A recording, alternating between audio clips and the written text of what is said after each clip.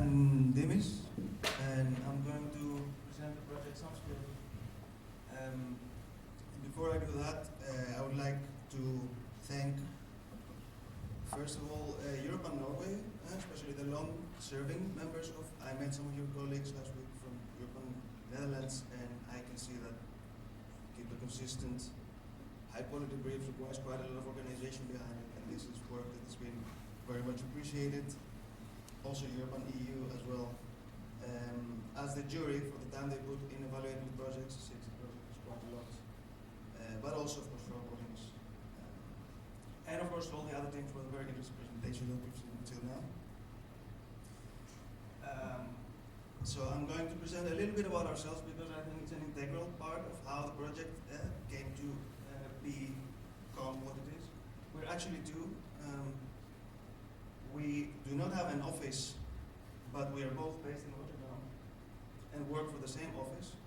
It's the first time we collaborated, so our path, even though we work for the same office, never really crossed because we work in different teams.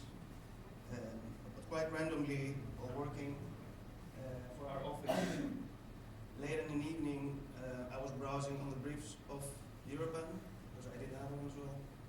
And Gaetano walked by and he just noticed my screen, so he immediately stopped and asked me what it is about. And then I told him about this very interesting brief about turning a museum inside out, which sounded to him very interesting. And we had it. A little bit about me. I think of the two, I'm a bit more focused during my career to larger scale plans as well. So also a bit of experience with urban plans. I've always been fascinated by scale, also the transition between scales. How does architecture relate to urban plan? How does an architect act compared to an urban planner? But also architectural representation, how it is about conveying the message. Our profession is getting more and more complicated in a way because we get more tools to describe things as BIM or I don't know, carbon tracing software. But at the same time, conveying a message and saying a story becomes all the more complicated because of all the multiplicity of tools. So sometimes just hand sketching on top of something really helps take the shortcut and convey the message. Gaetano has a lot of experience in cultural buildings, having worked from OMA, does that to you.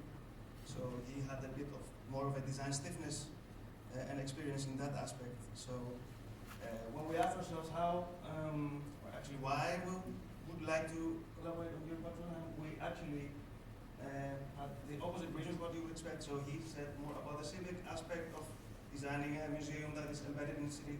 I talked more about the programmatic aspect of flipping a museum inside out. So that was a bit of an oxymoron which really kind of sparked our interest a bit more. To talk a bit about our approach,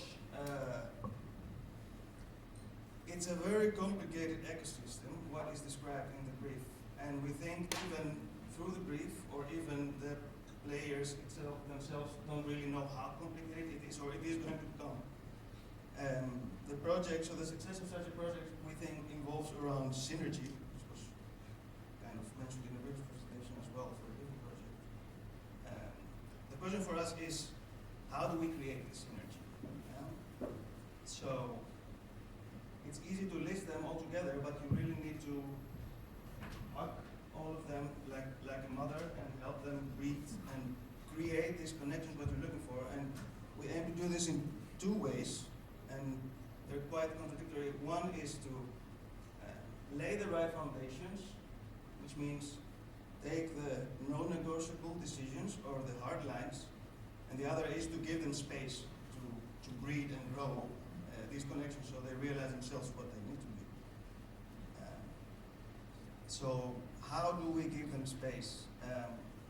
About the project, the first strong decision we had to make was lay the parking garage on the table, and then make the building as compact as possible, and that achieves for us two things, is literally and figuratively giving space to the city for public life, for green, for public space, for the ecosystem, but at the same time achieves closeness and intimacy, so it brings everything closer together so that it is easier to formulate these relations that we're looking for.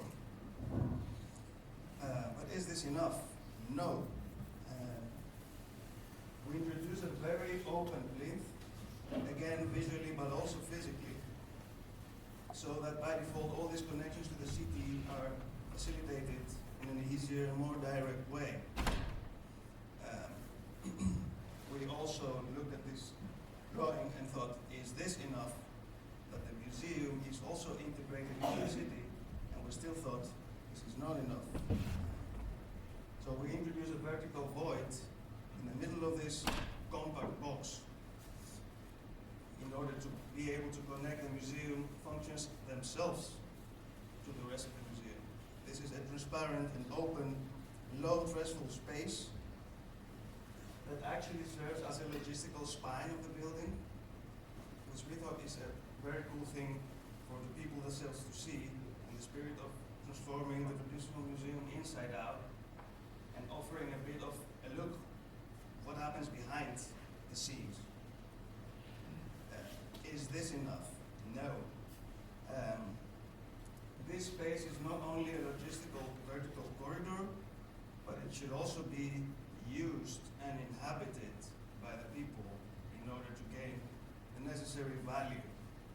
So we thought this very low threshold space, that is very accessible from the ground floor, should also be hosting events, artwork, peculiarly shaped or sized artwork, or being able to visually connect to the different programmatic spaces of the museum as well. About the exhibition program, we clearly needed a more strong approach. We were looking for variety and diversity in the exhibition of space. We were looking for diverse architectural conditions in the exhibition spaces, but at the same time we were also looking for giving the space that the art needs. And therefore there is a two second and third floor of the building with a spacious floor height of 7 meters that have a flexible division that can host multiple different exhibitions, as well as the basement itself, which we aim to explore also as in what is the potential of it as an exhibition space as well. It is always tricky to reuse parking garages, especially ones that are, let's say, slopey, because of the floor height and so. But then by piercing the first floor, for example, we create enough floor space and a very peculiar condition where you can exhibit spaces, as well as offering space again to the city on the east side of the plot for what we call the Soundbox, which would be a multifunctional music venue. Recently realized music sounds really good underground because of the heaviness of concrete around it. But creating such a space allowed us also to try and involve even more people from the city, even more groups, even more creatives and different expressions to this same space that we called the Samspill. All in all, it's simple elements choreographed, in our opinion, in a way that at the same time offers continuity and a consistent story. It's a coherent architectural work, but you can also find the contrast that you need in it from a museum in order to foster this exhibition synergies. We clearly think that designing such a building is a very complex task that should be informed in time. The brief itself will be readjusted and readjusted when information is gathered, when data is gathered, when participation events are organized, when the project planning has been better defined. And therefore we clearly believe that the flexible approach is the way to go, and taking one step at a time, seeing what the next step is, and recalibrating.